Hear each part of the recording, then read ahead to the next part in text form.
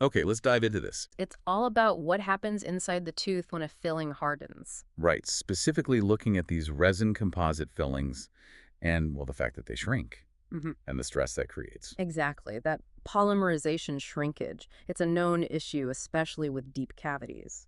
So our mission today, let's break down this study and show you why it's actually a pretty big deal for understanding how fillings work or sometimes don't work quite as expected. And it's big because it tackles that shrinkage problem head on. When these composites cure, they shrink.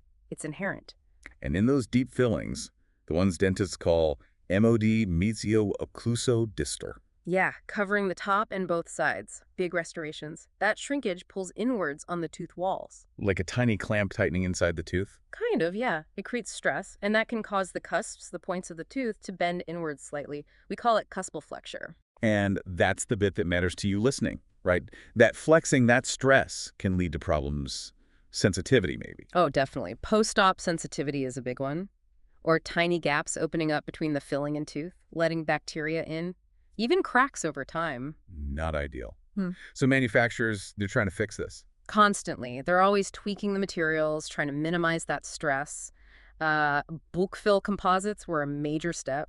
The ones dentists can place in thicker layers. Right. Simplifies the process. And the idea was also to, potentially reduce the overall stress compared to layering thin amounts. But studying this accurately, how these materials really behave inside a tooth, that's been tough. Very tough. Past research often used, well, real human teeth. Which are all different sizes and shapes, I imagine. Hugely variable. Makes getting consistent results difficult. And often, they only measured for a short time after the filling was cured. But the shrinkage doesn't just stop after 5 minutes. Not at all. It can continue developing for hours, even days. So short measurements miss a lot of the picture. Okay, so this is where the study we're looking at gets clever. What did they do differently? They used standardized models. Instead of real teeth, they used aluminum models machined to precise, identical dimensions. Aluminum. Why aluminum? Good question. Its stiffness, its elastic modulus, is actually pretty comparable to tooth enamel. So it mimics the mechanical pushback of a real tooth much better than, say, just testing the material in a plastic ring. Okay, so standardized tooth shapes, more realistic mechanics. What else? They used a really precise way to measure that cusp bending the deflection, a stylus profilometer, and crucially, they measured for up to 7 days. 7 days. Okay, that's capturing the long game. Exactly. It avoids issues like sensor drift you get with other methods over time.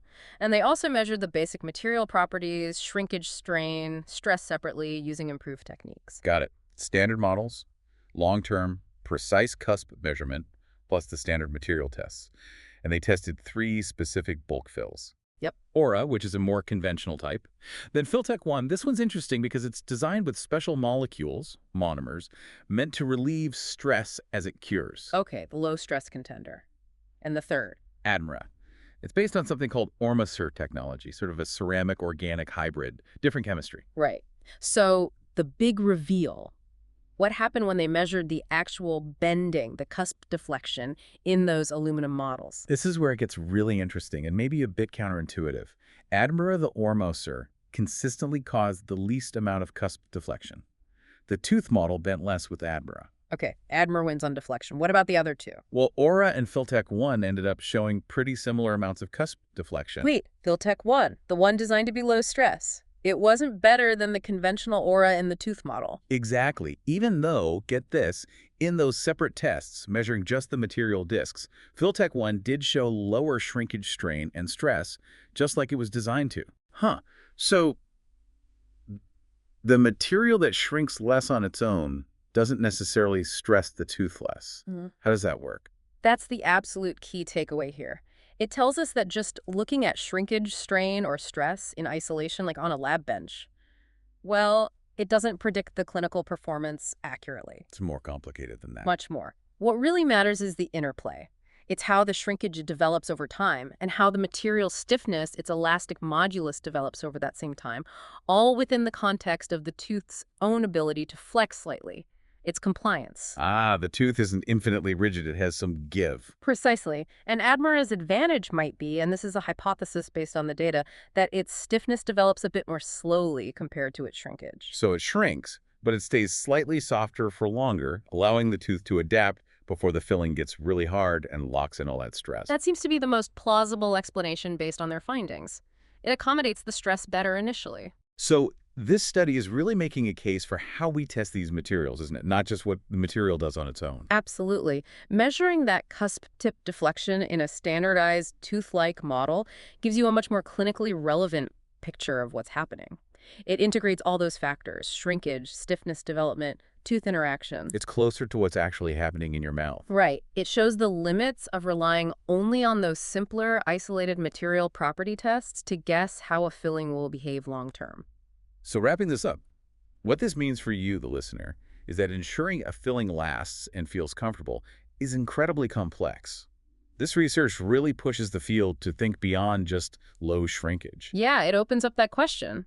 What else do we need to measure, and how do we need to measure it in systems that truly mimic the mouth to predict success? How does the material's stiffness evolve? How does it bond? How does water absorption affect it over time in situ? It definitely makes you appreciate the intricate science trying to counteract those hidden stresses working away inside a dental filling. Lots to think about there.